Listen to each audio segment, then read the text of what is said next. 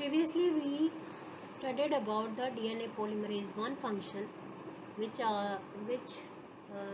number one, it was adding more DNTPs in the elongation of the chain of the nucleotides or into the newly synthesized strands of DNA. Secondly, it was excising the mismatched nucleotides from the sequence. Here we are going to study about the um, functions of DNA polymerase 2 and polymerase 3. DNA polymerase 2 can function temporarily when DNA pol 1 and DNA pol 3 are not functional. It is still capable for doing synthesis on the damaged template also. It participates in the DNA repairing. And now comes the DNA pol 3. It is a heterodimeric enzyme composed of 10 different subunits. It has the highest polymerization activity and the true enzyme responsible for elongation of DNA strand. Here the comparison of all the DNA polymerases is shown. Their genes are shown in the pol A, pol B and pol C or DNA E in the form of genetic expression. You have to write them in the italic. Their main exonuclease activity, that is the proofreading, is present in the pol 1 and pol 2 as well as in the pol 3. While pol 2 and pol 3, they do not possess exonuclease activity in 5' to 3' direction. They can only DNA polymerase, it cannot excise or it provides the exonuclease activity in the 5' to 3'. Exonuclease function, what does it mean? 5' to 3' exonuclease activity cuts the primer, excise the mutated segment. Once the DNA elongates, the primer is later on cut off and sealed. And in the 3' to 5' exonuclease activity, that is against the direction of the synthesis of the chain, that excises only the mismatched nucleotides. It cannot remove the primer also. Releasing supercoil constraints. The supercoil constraints are generated ahead of the replication forks. When the replication fork is being formed, the supercoils they are being introduced inside the replication fork before that replication fork can further open. Here the role of topoisomerase is to bind to the double strand DNA region just before the replication forks to release the supercoil constraints. There are two types of supercoils. The negatively supercoiled DNA serves as a better template, while the positive supercoiled DNA that inhibits the replication or further formation of replication fork. Here the constraints are shown here. If you can imagine, you are opening a rope like this, and both the direction, the two strands of DNA, they are opened in this way.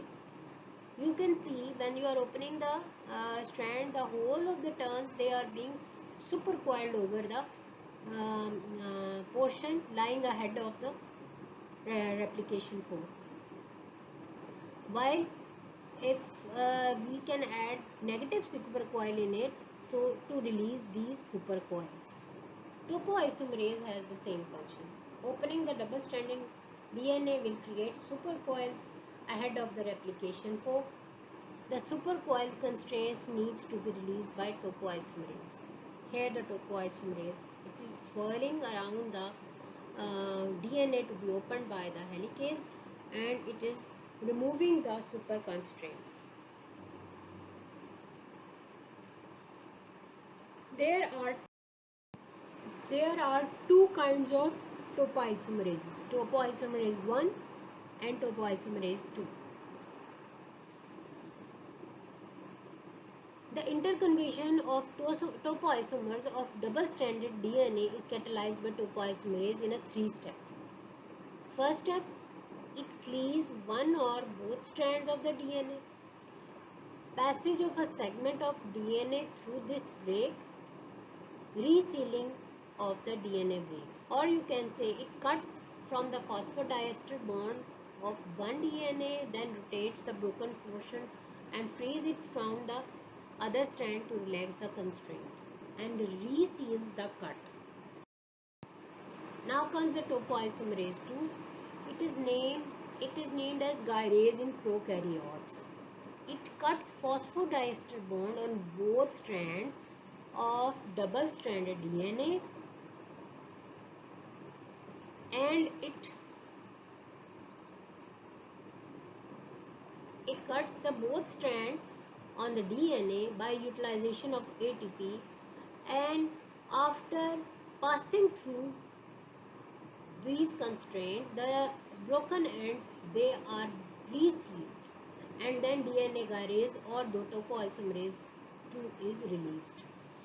It can change double-stranded DNA into negative supercoiled state with consumption of ATP.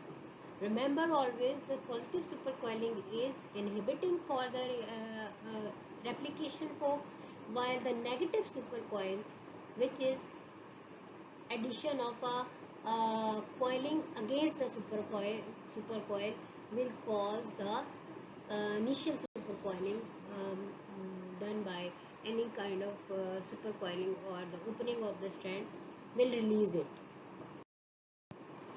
Now comes the DNA ligase. This is the most humble enzyme which is only meant for the joining of the two strands. The two adjacent single-stranded DNA strands are joined, and how they are joining the 3' hydroxyl of the DNA and the 5' phosphate of another one. Here the DNA polymerase, first the RNase for the removal of the primer, then a DNA polymerase which is going to extend the